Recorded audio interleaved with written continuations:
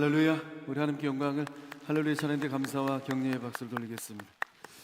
이 은혜로운 찬송의 고백처럼 날마다 달마다 복 주시는 하나님 만나고 계신 줄로 믿습니다. 가슴에 손을 얹고 저를 따라서 고백하겠습니다.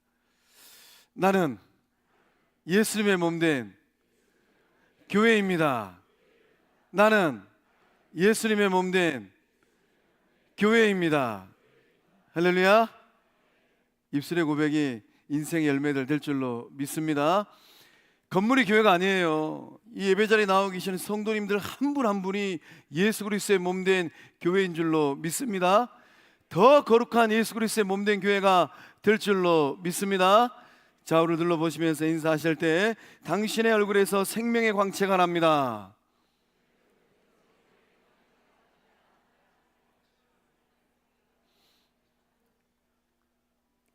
할렐루야.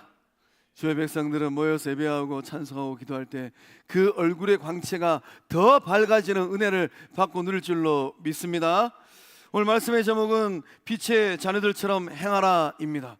사순절 나는 내 삶의 자리에서 어떤 삶을 살아가고 있는가 믿음으로 결단할 때 더 빛나는 은혜의 삶들 다 되실 줄로 믿습니다. 인간이 세상을 살아갑니다. 우리가 세상을 살아갈 때 가장 중요한 생태 환경을 꼽으라면 무엇을 꼽을 수 있을까요? 아마 태양일 것 같습니다. 태양이 없다는 것은 상상할 수가 없어요. 태양이 존재하는 것만으로도 우리의 삶이 얼마나 복된 삶인지 모릅니다. 태양이 세상에 주는 네 가지 이로움이 있다고 해요. 첫 번째는 이 태양은 이 생태계의 근본적인 에너지를 제공합니다. 태양빛이 있고 태양에 에너지가 있으니까 식물이 성장하고 또 식물을 통하여서 초식 동물들의 살이 오르고 또 육식 동물들이 살아가지 않습니까? 두 번째, 이 태양은 기후를 조절하고 물을 순환한다고 해요. 우리가 이제 따뜻한 공기를 들이키고 또 빗물을 받아서 마시는 것, 이게 태양의 은혜라는 겁니다. 태양이 없으면 지구는 어떻게 되는가? 태양의 불이 꺼지는 그 순간 지구는 영하 200도의 냉동고가 된다고 합니다. 한번 상상해 보세요. 태양의 불이 딱 꺼지는 순간 우리는 어떻게 될 것인가? 또 태양은 인체 건강에 아주 유익한 혜택을 준다고 해요. 우리가 이제 비타민 D를 섭취해야 되는데 햇빛만 쬐는 것만으로도 우리가 약값 지불하지 않냐고 우리의 몸에서 비타민 D가 생성이 된다고 합니다. 또 햇빛을 쬐면은 우리 몸에서 행복 호르몬이 나오는데 세로토닌이라는 행복 호르몬이 나온다고 해요. 그러니까 이 날 좋은 봄날에 마음이 좀 우울하시면은 다른 데 가지 마시고 우리 영적 공동체 마당으로 오세요. 햇빛이 얼마나 잘 드는지 모릅니다. 의자 하나 딱 놓고 이 선선한 봄바람 쐬가면서 성경을 읽을 때 그 마음의 우울이 사라지는 영적 행복이 차고 넘칠 줄로 믿습니다. 또 태양은 무한대의 에너지를 공급합니다. 우리가 이제 이 석유 에너지를 떼면 뗄수록 오존층이 자연 환경이 오염되잖아요. 그러나 태양은 친환경 에너지원이 되잖아요. 태양광 발전소. 이 태양은 한마디로 하면 밥이 되고 식량이 되지 않습니까? 공기가 되고 또 물이 됩니다. 또 태양은 건강한 비타민을 막 그냥 공짜로 막 내어주잖아요. 이런 비타민이 있어야지 우리의 뼈가 튼튼하게 되는데 얼마나 감사한지 몰라요. 또 태양은 미래 에너지까지 우리가 제공합니다. 아직 과학기술이 발달되지 못해서 그러지 우리가 정말로 과학이 발달돼 가지고 태양열을 1시간 동안 제대로 흡수만 할 수 있다면 1년치 에너지를 다 해결할 수 있다고 해요. 그럼 태양이 얼마나 중요합니까? 이런 면에서 곰곰이 생각해 보면 태양은 지구 생태 환경을 잘 살게 하는 절대적인 후원자예요.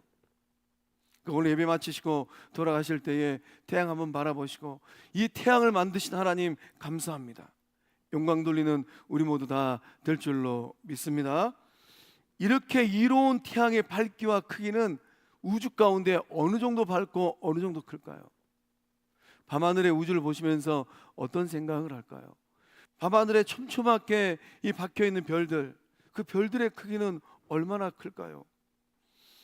우주 전체에는 이 태양보다 밝은 별들의 수를 헤아릴 수가 없다고 합니다.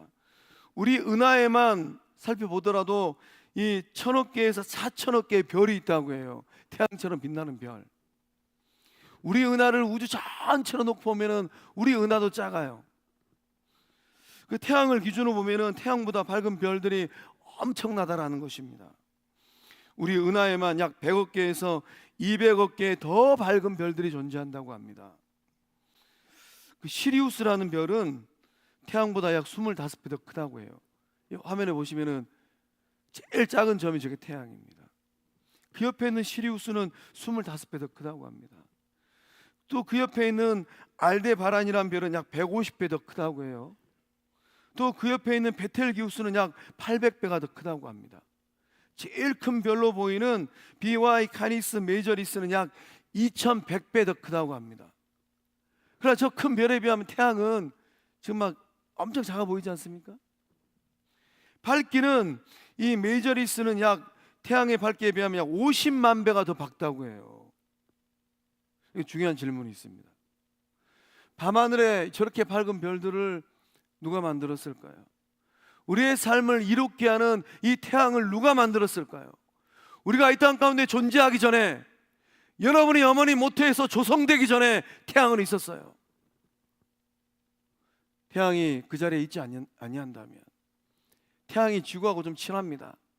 태양이 조금 더 가까이 온다면 우리의 삶은 어떻게 되겠습니까? 태양이 지구하고 좀 서운해서 거리 두기를 한다면 우리의 삶은 어떻게 되겠냐라는 거예요. 태양과 우주를 창조주 하나님께서 창조의 때에 만들어내신 줄로 믿습니다. 우리 성자 예수님께서 성부 하나님과 더불어서 이 온 우주 만물을 창조해내신 줄로 믿습니다.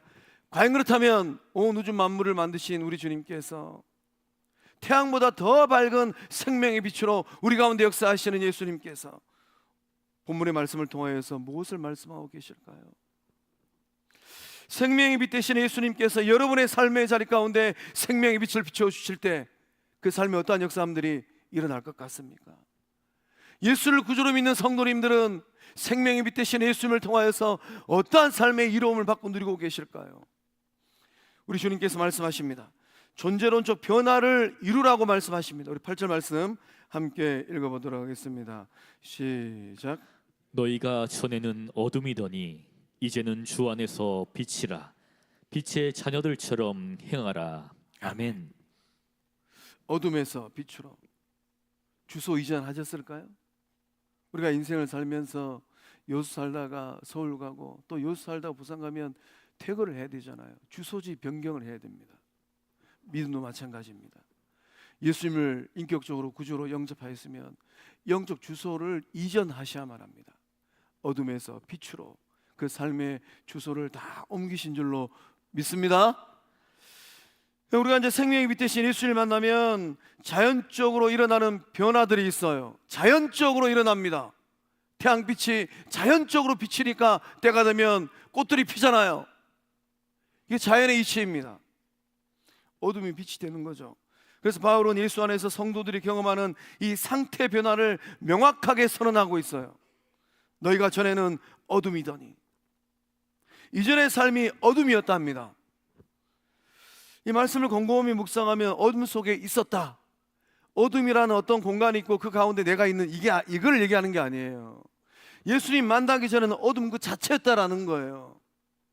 그래서 세상에 있는 수많은 사람들, 아직도 예수님을 인격적으로 영접하지 못한 영혼들, 그 삶을 곰곰이 잘 들여다보세요. 사적인 삶의 자리에서 어떤 일들이 일어나고 있는지. 예수님을 영접하기 이전에 인간 존재는 그 존재 자체가 근본적으로 어둠입니다. 죄악 가운데 살아가는 그 삶의 모습이에요. 예외 없습니다. 예수 그리스도가 없다면. 근데 말씀은 이제는 주 안에서 빛 자체가 되었다라고 선언하고 있습니다. 성도의 정체성에 대한 고백입니다. 예수님을 영접하고 난 이후 하나님의 자녀로 거룩한 삶을 살아가는 삶의 모습을 의미하고 있어요. 구원받은 성도는 이미 빛입니다. 태양이 존재하고 그 다음에 빛이 있고 열기가 있고 에너지가 있지 않습니까? 마찬가지입니다. 예수님 안에서 존재론적 변화를 경험하는 것, 이것이 먼저라는 거예요. 그 다음에 착한 행동들이, 생명의 열매들이, 빛의 열매들이 맺지 말라 그래도 주렁주렁 맺혀지게 되는 겁니다. 사과나무로 한번 생각해 보시기 바랍니다. 사과나무는 사과 열매를 맺으려고 애쓰지 않아요. 사과나무면 저절로 자연스럽게 맺혀지는 것, 그것이 바로 사과 열매이지 않던가요? 비트의 성도의 삶도 마찬가지입니다. 사과나무가 이 사과 열매를 맺듯이 예수 나무 된 성도는 빛의 열매를 자연스럽게 맺어간다라는 거예요. 생명나무 열매는 무엇입니까? 빛의 열매는 무엇입니까? 착함과 의로움과 진실함이라는 거예요. 이 말씀을 묵상하면서 내 삶의 자리 가운데 이 착함과 의로움과 진실함의 열매가 없다면 긴장들 하셔야 됩니다. 나는 작은 에이스나무인가? 나는 생명나무인가? 그러한 열매들이 없다면 어떤 삶의 자리에 있는 것일까요? 빛의 열매의 첫 번째가 착함입니다. 착함은 타인을 향한 관대함과 선한 의도입니다. 우리의 마음씨가 넓어지는 거예요. 우리의 마음은 온 우주를 담을 만큼 넓습니다. 성령의 은혜가 임하면 이 마음의 깊이가 얼마나 깊어지는지 몰라요. 그러나 우리의 마음이 좁아지면 좁쌀만큼도 못해요. 우리의 마음이 더 좁아지면 밴댕이 소갈딱지만큼 못합니다. 이 예배자리 나오신 성도님들의 마음은 성령께서 역사해 주셔서 넓은 마음, 관대한 마음 된 줄로 믿습니다. 우주를 담을 만큼 넓은 마음을 소유하고 계신 줄로 믿습니다. 우리 주님께서 어디 계십니까? 부활 승천하신 예수님은 지금 어디 계실까요? 그러니까 예수님을 인격적으로 만나고 주님 계신 천국을 소망하는 성도들의 마음, 그 마음의 넓이가 얼마나 넓겠습니까? 우주를 창조하신 예수 그리스도, 그 주님께서 내주하신 성도들의 마음은 빛처럼 밝은 마음이요 넓은 마음인 줄로 믿습니다. 믿음의 길 걸어가실 때 누군가가 그 마음이 좁아지는 것이 보이면 이복에 자네 마음에 예수님 계신가? 이복에 자네 마음에 성령이 역사하고 있는가? 자네 마음이 왜 그리 좁은가? 권면하실 때에 그 좁은 마음이 성령의 불을 받아서 따뜻해지고 넓혀지는 역사함들이 일어날 줄로 믿습니다. 의로움은 하나님과 사람 사이의 바른 관계와 도덕적 정직함입니다. 하나님과 나 사이에서 어떤 일들이 일어납니까? 나와 너 사이에서 어떤 일들이 일어납니까? 하나님과 우리 사이에서 구원의 역사가 일어나고 나와 너 사이에서 구원의 역사함들이 펼쳐지고 있습니다. 그래서 이 의로움은 정말로 주님께서 기뻐하시는 생명구원의 축복의 통로라는 거예요. 바른 관계가 이루어지고 도덕적 정직함이 이루어진다는 겁니다. 사적인 삶의 자리에서 관계 속에서 나는 도덕적으로 정직한가? 세 번째 열매가 진실함이에요. 진실함은 거짓 없는 투명함과 성실함입니다. 성령이 역사하면 그 속이 환히 보입니다. 성령이 역사하면 그 삶이 성실한 삶이 되는 거예요. 그래서 우리가 인격관계를 하다가 어떤 대화를 하다가 이 말의 뉘앙스가 뭐지? 이 사람이 지금 내 앞에서 무슨 말을 하는 거지? 불투명할 때 그때 살피셔야만 합니다. 뭐가 있구나. 성령이 역사하시고 주님께서 역사하시는 것이 아니라 어둠의 영들이 틈타고 있구나. 소망합니다. 오늘 예배 자리 나오신 성도님들은 작은 예수나무가 되셔서 빛의 열매, 생명의 열매를 풍성하게 맺어가는 복된 은혜의 삶들 다 되실 줄로 믿습니다. 그 유한양행을 설립하신 분은 유일한 박사입니다. 유일한 박사는 기독교 정체성이 그 삶의 골수에 박혀 있는 분입니다. 유일한 박사의 삶은 빛의 열매가 무엇인지 극명하게 보여주는 삶이에요. 우리 후대들 가운데 이 유일한 박사와 같은 하나님의 이 사람들 일이 일어날 수 있기를 소망합니다. 오늘 기도받은 우리 강하람 어린아이가 훗날 장성하에서 유일한 박사처럼 역사의 길 가운데 한 획을 긋는 하나님의 사람 될 수 있기를 주의 이름으로 축복합니다. 대답이 좀 적으신 거 보니까 내 손주가 아니라서 그러실까요? 축복합니다. 이제 1960년대 이 당시 정치 권력은 기업인들에게 정치 자금을 강요했다고 합니다. 권력의 눈에 나면은 기업이 망할 수 있는 어둠의 시대였습니다. 그 어둠의 시대 가운데 유일한 박사님이 유한양행을 경영했다는 거 아니에요. 여러분이 만약에 그런 어둠의 시대 가운데 유한양행의 오너였다면, 경영자였다면 여러분 어떤 길을 걸어가실 것 같으세요? 유일한 박사는 신념이 명확했습니다. 뒷돈 주는 것을 거절했다고 합니다. 어떤 신념이 있었겠습니까? 기업은 정직해야 하며 세금을 속이는 것은 도둑질이다. 이런 경영 철학이 있었다라는 거예요. 어둠의 공격이 있었다고 합니다. 보복성 세무조사가 시작되었다고 해요. 조사관들이 몇 달을 샅샅이 뒤졌다고 합니다. 아마 셔터 내려놓고 창문 뒤져가 가면서 밤새도록 조사했을 것 같아요. 은혜는 무엇일까요? 그렇게 뒤졌지만은 유한양행의 회계장부에서는 단 1원의 오차도 나지 않았답니다. 조사관들이 감탄했다고 합니다. 아무리 털어도 먼지 하나 안 나오는 기업은 처음입니다. 아무리 털어도 먼지가 안 나는 삶, 저도 목회길 걸어가면서 그런 장로님 만나봤습니다. 검찰이 털어도 먼지가 안 나는 삶, 얼마나 존귀한 삶입니까? 앞에서는 최 목사가 그 장로님의 인생을 간증하고 있잖아요. 유한양행은 유일한 박사는 그 길을 걸어갔다라는 거예요. 빛의 열매가 어떻게 맺혔을까요? 당시 대통령이 유일한 박사의 진실함에 감동을 받아가지고 훈장을 수여했답니다. 어떤 훈장을 수여했겠습니까? 동탑 산업 훈장을 수여했다고 해요. 말씀 준비하면서 사업하는 우리 성광의 후대들 그 얼굴이 떠올랐습니다. 어제 결혼식장 가가지고 서울에서 사업하는 성광의 아들내미 영빈이를 만났어요. 영빈아, 너 사업 잘하고 있냐? 요즘에 경기가 많이 안 좋은데 너 어떻게 하고 있냐? 요셉의 지혜를 구해라. 하나님께서 은혜 주셨을 때 다 모아놨다가 어려울 때 풀어라. 영적 어르신들이, 영적 부모들이 우리의 후대들을 바라보면서 좋으신 하나님, 우리의 후대들 가운데 유일한 박사처럼 그런 기업을 경영하는 주의 일꾼들, 요셉의 경영 철학을 가지고 아리마대 부자 요셉처럼 예수를 위하여서 그 무덤을 마음껏 내어줄 수 있는 그런 이 재물의 은사를 받은 사람들 일어서게 하소서. 엎드려 기도할 때 그 기도의 열매가 성광의 후대들 인생의 큰 분복들 될 줄로 믿습니다. 유일한 박사는 정체성에 대한 명확한 확신이 있었답니다. 어떤 정체성을 가지고 세상을 살았겠습니까? 내 정체성은 이 땅의 주인이신 하나님 앞에 정직한 청지기입니다. 내 정체성은 이 땅의 주인이신 하나님 앞에 정직한 청지기로 사는 것, 이것이 바로 유일한 박사의 인생의 정체성 사명이었답니다. 고람대오의 정신이지 않습니까? 하나님 앞에서 말을 할 때 어떤 말을 하고 계실까요? 생각할 때 하나님 앞에서 어떤 생각을 하고 계실까요? 우리가 또 손동작과 또 발놀림을 할 때 하나님 앞에서 어떤 손짓이 되고 발짓이 되고 있을까요? 이런 믿음의 고백이 있었기 때문에 유일한 박사는 어둠의 타협안을 빛의 의로움으로 돌파할 수 있었던 것입니다. 성도가 세상을 돌파하는 영적 돌파력은 어디서 나올까요? 거룩한 고백, 빛의 열매입니다. 영적 공동체도 마찬가지예요. 보좌 우편에 계시는 예수님께서 이 세상 가운데 영적 돌파력을 가지고 있는 교회를 찾고 계십니다. 어떤 교회가 주님께서 기뻐하시는 영적 돌파력을 가지고 있는 교회일까요?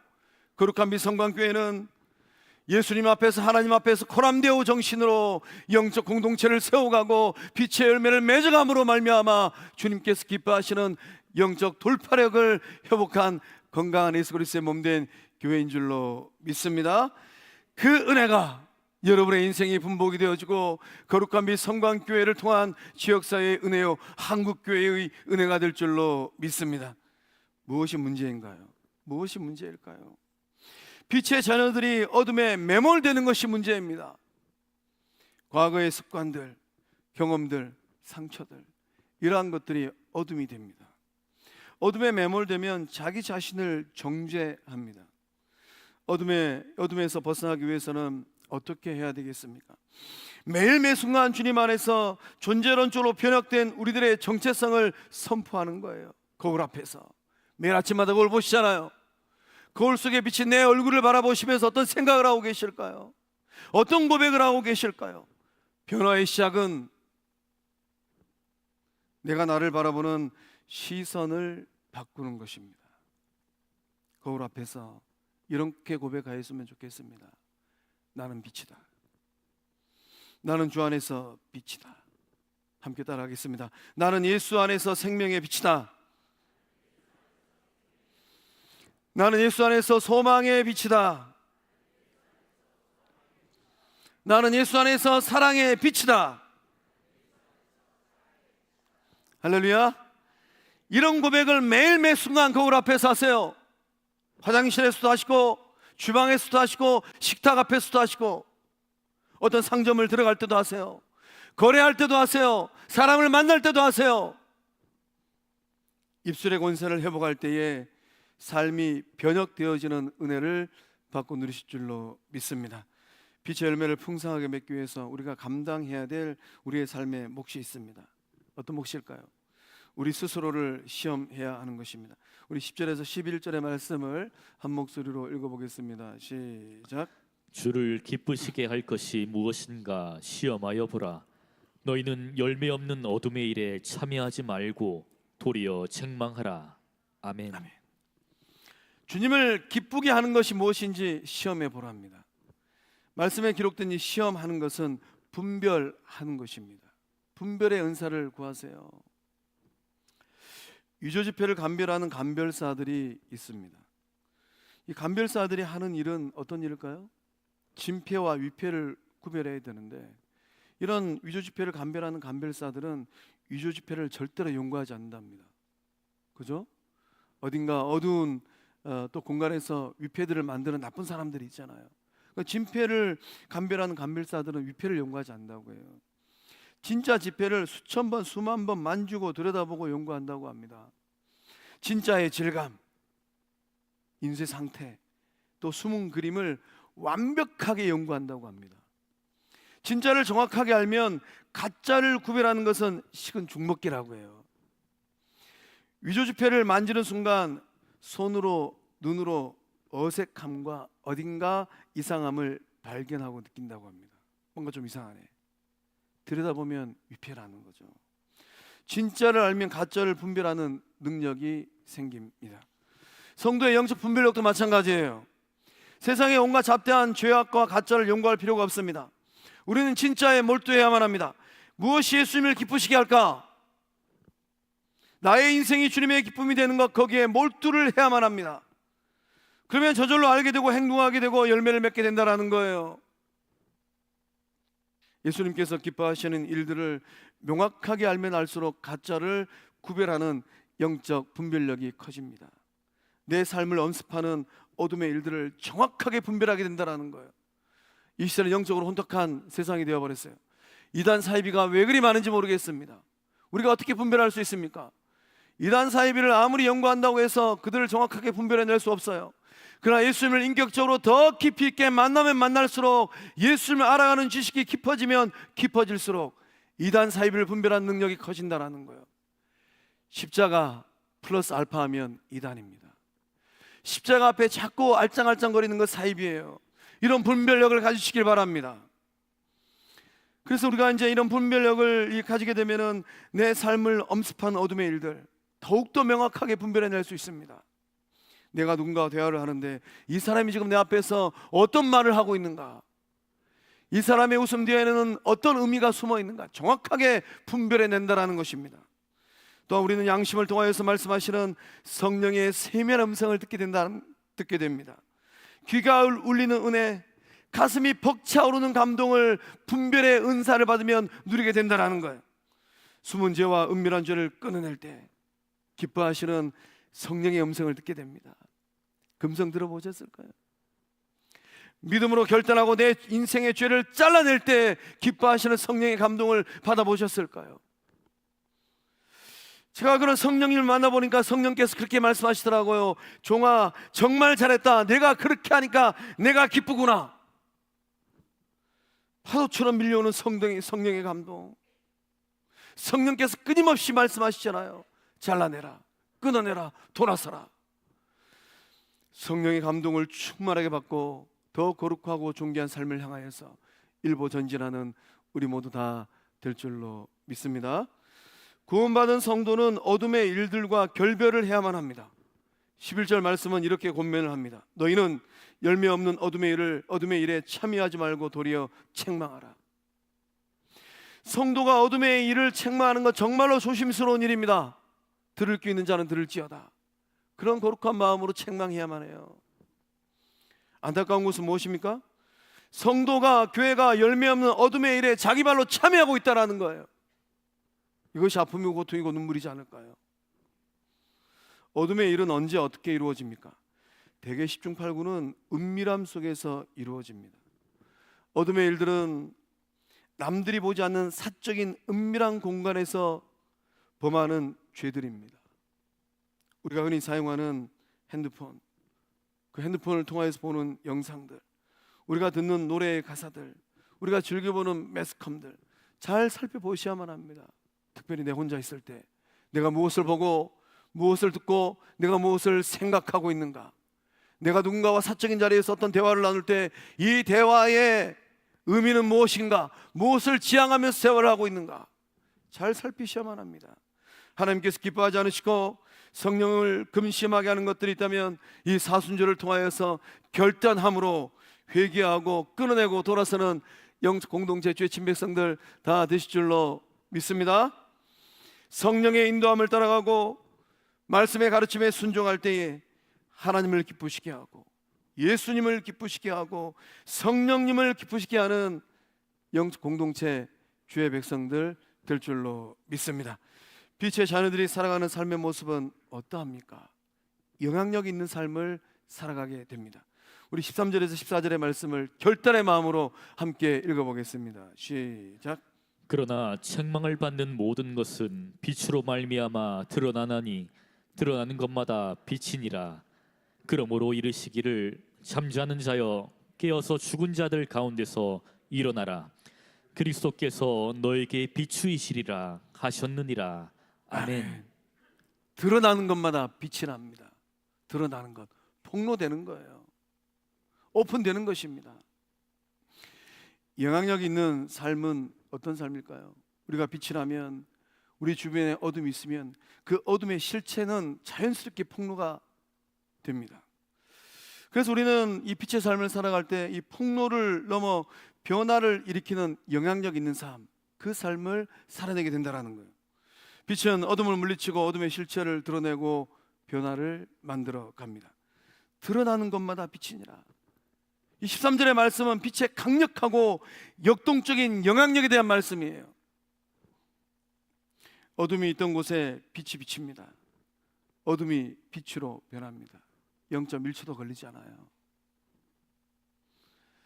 어둠에 매여 수존노로 살았던 삭개오의 삶, 돈이 전부였던 인생살이였잖아요. 그런 삭개오의 삶에 예수 생명의 빛이 비쳤습니다. 가늠하다 현장에서 잡혀 돌팔매 일보 직전까지 내몰렸던 여인의 삶, 그 여인의 삶에 예수 생명의 빛이 비쳤습니다.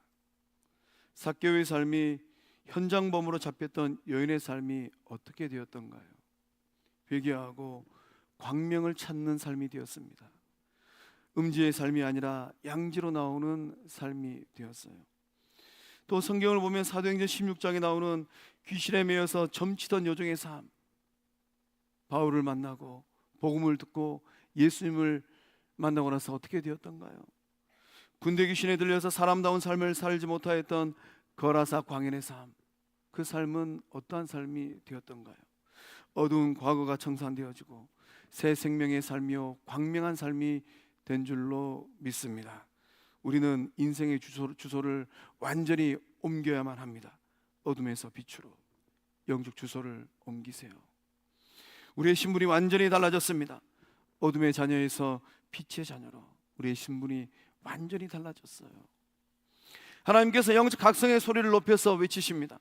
14절 말씀에 잠자는 자여 깨어서 죽은 자들 가운데서 일어나라. 깨어서 일어나라. 잠자는 자와 죽은 자는 누구를 의미하겠습니까? 여러분의 삶의 자리에, 이번 한 주간의 세상을 살아갈 때 여러분의 삶의 자리에 누가 잠자는 자이고 죽은 자일까요? 그 가운데서 성도님들은 어떻게 세상을 살아가고 있을까요? 깨어서 일어나는 그런 영향력 있는 삶들 다 되실 줄로 믿습니다. 잠자는 자와 죽은 자는 영적으로 무감각해진 상태에 빠진 사람들입니다. 영적으로 마비됐어요. 또한 이 죄에 대하여서 감각이 묻어진 사람들이에요. 양심이 화인 맞아서 죄를 지음에도 불구하고 죄책감을 느끼지 않는 사람들, 우리 주변에도 많이 있잖아요. 누가 그 영혼들의 삶의 자리 가운데 생명의 빛을 비추겠습니까? 또한 잠자는 자와 죽은 자는 하나님의 은혜를 더 이상 사모하지 않는 사람들입니다. 구원의 감격이 더 이상 삶을 변혁시키지 못하는 사람들이에요. 천국의 행복으로 세상을 살아가야 되는데 세상의 쾌락으로 이 세상을 살아가는 많은 사람들입니다. 나도 모르는 사이에 영혼이 잠이 들고 죽어갈 수 있어요. 예수님을 은30에 팔아치웠던 가룟 유다처럼 말입니다. 사순절은 죽음에서 생명으로 옮겨지는 것을 연습하는 기간입니다. 내 속에 사망의 그림자가 짙게 두려운 것을 보고 영적 각성하는 시기예요. 내 안에 열정이 죽어 있고 사랑이 식어 있고 양심이 굳어 있다면 예수 생명의 빛으로 살려내는 기간입니다. 사망의 그늘에 앉은 자아의 모습이 있다면 예수 생명의 빛을 더욱 강력하게 비춰야만 합니다. 우리 마태복음 4장 16절의 말씀을 믿음으로 함께 읽어보도록 하겠습니다. 시작. 흑암에 앉은 백성이 큰 빛을 보았고 사망의 땅과 그늘에 앉은 자들에게 빛이 빛이었도다 하였느니라. 아멘. 우리 주변에 우리 시대 가운데 흑암에 앉은 백성들, 사망의 땅과 그늘에 앉은 자들이 많이 있습니다. 지구촌은 전쟁으로 몸살을 앓고 있어요. 수많은 영혼들이 역사의 뒤안길로 사라지고 있습니다. 그 전쟁의 의미는 무엇이고 그 전쟁을 통하여서 역사의 뒤안길로 사라지고 있는 문 영혼들의 영혼의 삶은 어떻게 될까요? 켈리 멀로 컬버그가 쓴 책 중에 하버드 천재들 하나님을 만나다라는 책이 있습니다. 세계 최고의 석학들의 신앙 이야기를 엮은 책입니다. 하버드 출신 엘리트 36명을 소개하고 있어요.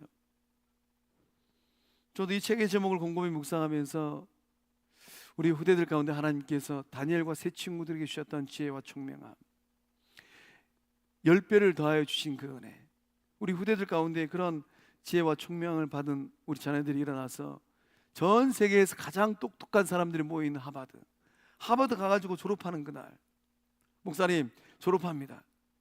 야, 그날 비행기 티켓 끊어가지고 졸업식 가가지고 하버드 대학교 구경 한번 하고 와야 되겠다. 이런 기도가 이제 제 안에 하나의 기도 제목으로 자리를 잡았어요. 요 은혜가 성도님들의 후대들 그 은혜의 복이 다 될 줄로 믿습니다.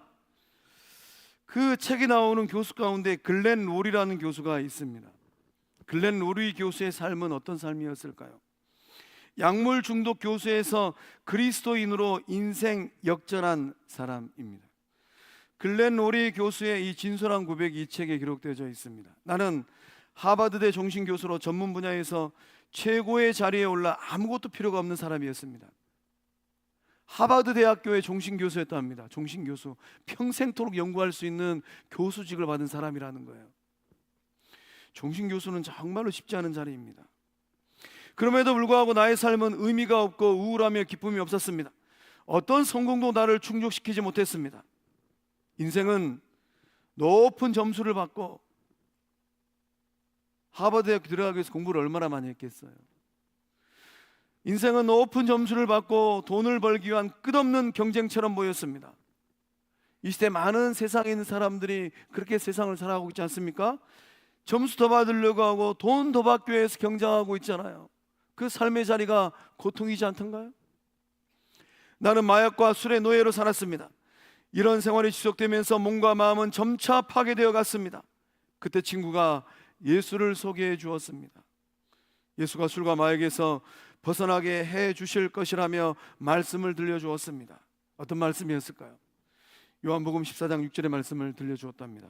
예수께서 이르시되 내가 곧 길이요 진리요 생명이니 나로 말미암지 않고는 아버지께로 올 자가 없느니라. 할렐루야. 이 사순절을 보내면서 요한복음 14장 6절의 말씀을 우리 주변에 있는 잠자는 영혼들, 죽은 자들에게 들려줄 때에 이 말씀이 생명력이 돼가지고 그 영혼들을 깨어내고 살려내는 은혜가 임할 줄로 믿습니다. 그 후 나는 약물 남용에 대한 치료 프로그램에 참가했습니다. 그때 만난 교인의 전도를 받고 교회에 나가게 되었습니다. 설교를 듣고 잘못된 과거를 생각하며 2시간 동안이나 울었습니다. 성령께서 역사하시는 거예요. 성령의 불이 임하면 회개의 눈물이 주룩주룩 흐릅니다. 거룩한 빛성광교회가 그런 교회가 되었으면 좋겠습니다. 예배 자리에 나와서 엎드려 예배하고 기도의 자리에서 기도할 때 그 마음을 두들기시는 성령의 음성,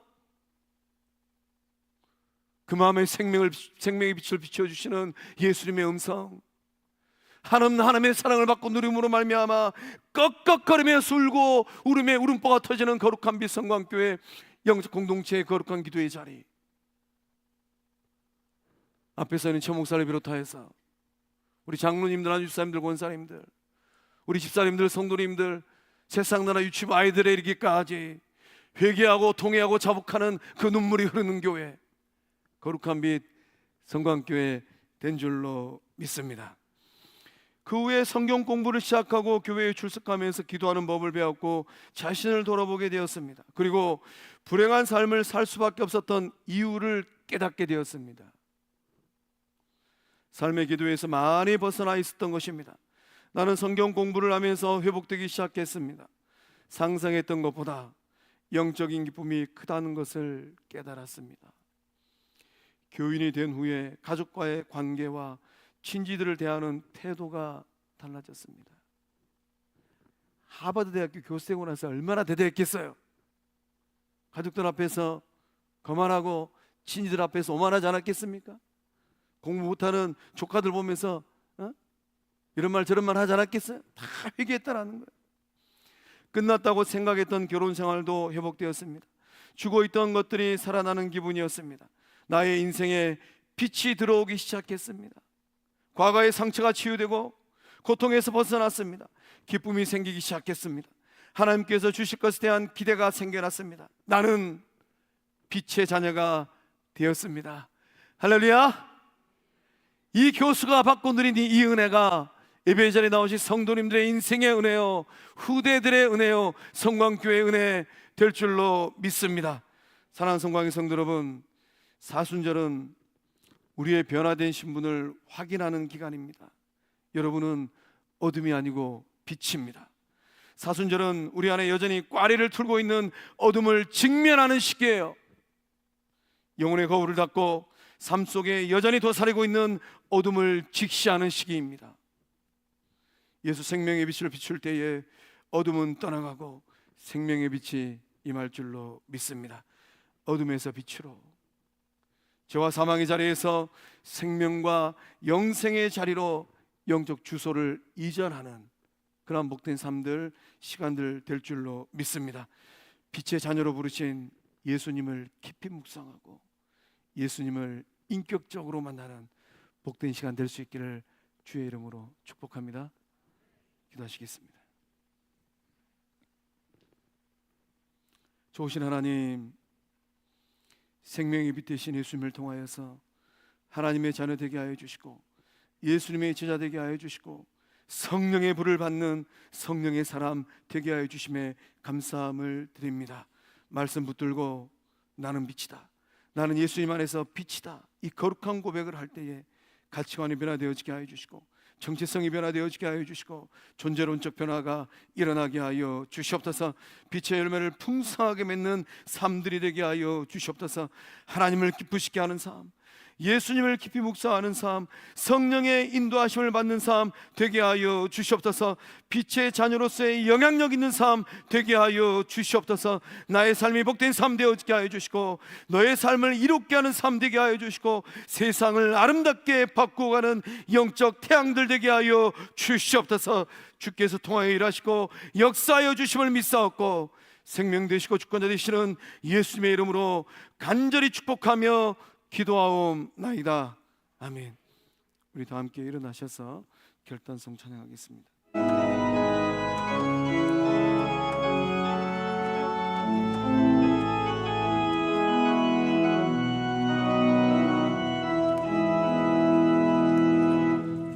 세상을 살아가는 동안에 나의 힘을 의지할 수 없으니 기도하고 낙심하지 말 것은 주께서 참 소망이 되심이라. 주의 길을 걸어가는 동안에 세상의 것 의지할 수 없으니 감사하고 낙심하지 말 것은 주께서 참 기쁨이 되심이라. 하나님의 꿈이 나의 비전이 되고 예수님의 성품이 나의 인격이 되고 성령님의 권능이 나의 능력이 되길 원하고 바라고 기도합니다. 하나님의 꿈이 나의 비전이 되고 예수님의 성품이 나의 인격이 되고 정말이십니까? 성령님의 권능이 나의 능력이 되길 원하고 바라고 기도합니다. 원하고 바라고 기도합니다. 우리 예수님께 영광의 박수 올리겠습니다. 이제는 우리 주 예수 그리스도의 은혜와 아들을 내어주면서까지 거룩한 미성광교회를 성도들을 사랑하시는 성부 하나님의 그 한없는 사랑과 주님 날아가는 그날까지 나는 빛이다, 나는 예수 안에서 빛이다, 거룩한 고백으로 세상을 당당하게 승리할 수 있도록 지혜를 다해 주시고 능력을 다해 주시는 성령 하나님의 유력의 통하심의 큰 역사하심이 말씀 붙들고 사순절 예수님을 더욱더 인격적으로 만나리라. 결단하는 죄친 백성들의 삶과 가정과 일터 위에 객지에 나가 있는 자녀들의 삶의 현장 위에 군복무 중인 자녀들, 해외 유학 중인 자녀들, 병상에 있는 환우들, 주님 오시는 그날까지 쓰임받기를 간절히 사모하는 영적 공동체 위에 이제로부터 영원토록 함께 하시기를 축원하옵나이다. 아멘.